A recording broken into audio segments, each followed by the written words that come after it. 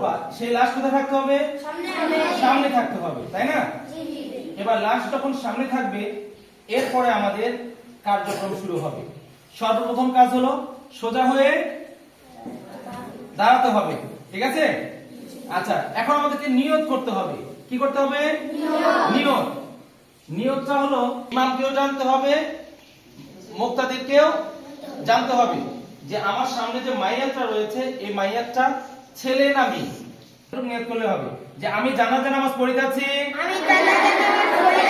চার তাকবীরের সহিত এই ইমামের পিছনে।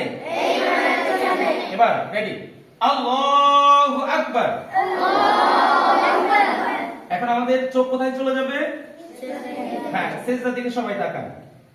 এখন আমরা সর্বপ্রথম সানা পড়ব, আর হাত সর্বপ্রথম বারে আমরা শুধু হাত উঠাবো, এরপরে আমরা হাত উঠাবো না, ঠিক আছে?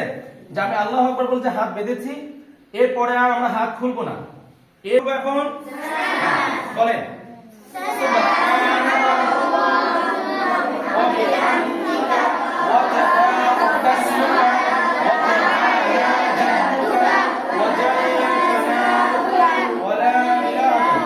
এই সানা লাস্টে এসে ওয়াদাল্লা সানাউকা ওয়ালা ইলাহা ইল্লাল্লাহ সাল্লি আলা মুহাম্মাদিন ওয়া আলা আলি মুহাম্মাদ কামা সাল্লাইতা আলা ইব্রাহিম ওয়া আলা আলি ইব্রাহিম